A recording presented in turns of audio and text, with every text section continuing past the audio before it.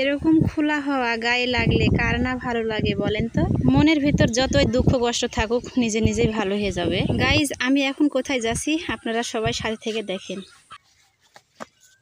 ওরে আল্লাহ, কি ধরা ধরেছে রে, দেখো। আর দেখেন আপনারা সবাই, আল্লাহর কি নিয়ামত, গোটাটা বান খালি শুধু ঝিঙ্গে। আমি জীবনেও দেখিনি, আর আমি কবে নিয়ে আসিনি বিলে বেড়াতে। আর দেখেন আমি আসাই তো অবাক, এত বড় বান খালি পুরাটাই ঝিঙ্গা ধরে আছে। ও আল্লাহ, যা থুই আমি এই জিনিসটা। আমি মেলা দিন পরে বিলে এসেছি বেড়াইতে, আর আমি কুমড়ার পাতার ভর্তা করবো বলে কুমড়ার পাতা তুলতে এসেছি। আচ্ছা দেখেন, আমি ঝিঙ্গার বান দেখে আমি তো অবাক। আসসালামু আলাইকুম সবাইকে, সবাই ভালো আছেন? আল্লাহর রহমতে আমরা ভালো আছি। আর দেখেন পুরা বানটা এত সুন্দর লাগছে আমার কাছে, কি আর বলবো, খুবই ভালো লাগছে। বাড়াতেই কষ্ট। আর দেখেন উপরে একটাও নাই ঝিঙ্গা, সব বানের নিচে আছে।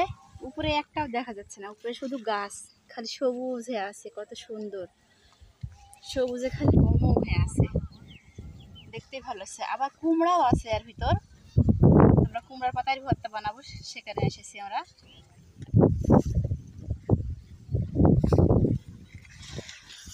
এই তো এই জায়গায় একটা কুমড়ার গাছ ছিল, আমি কুমড়ার পাতা তুলে ভর্তা করবো বলে আমি বিলে এসেছি। কিন্তু দেখেন কুমড়ার পাতাগুলো সব হলুদ হয়ে গেছে আর বয়স হয়ে গেছে, তার কারণে এই পাতাগুলো আর আমি ভর্তা করলে ভালো লাগবে না, খসখসে হয়ে গেছে।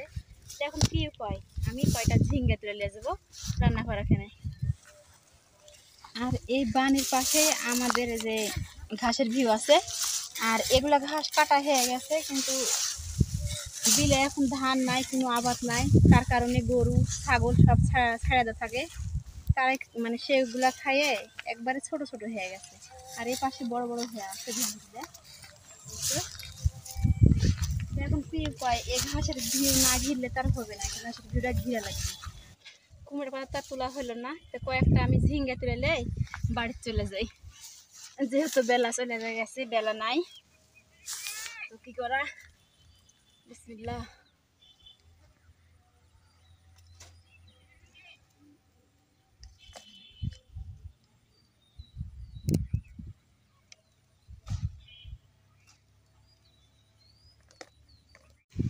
বন্ধুরা, ঝিঙ্গা রান্নার ভিডিও যদি আপনারা দেখতে চান তো সবাই আমার পেজটা ফলো করে সবাই আমার পাশে থাকবেন।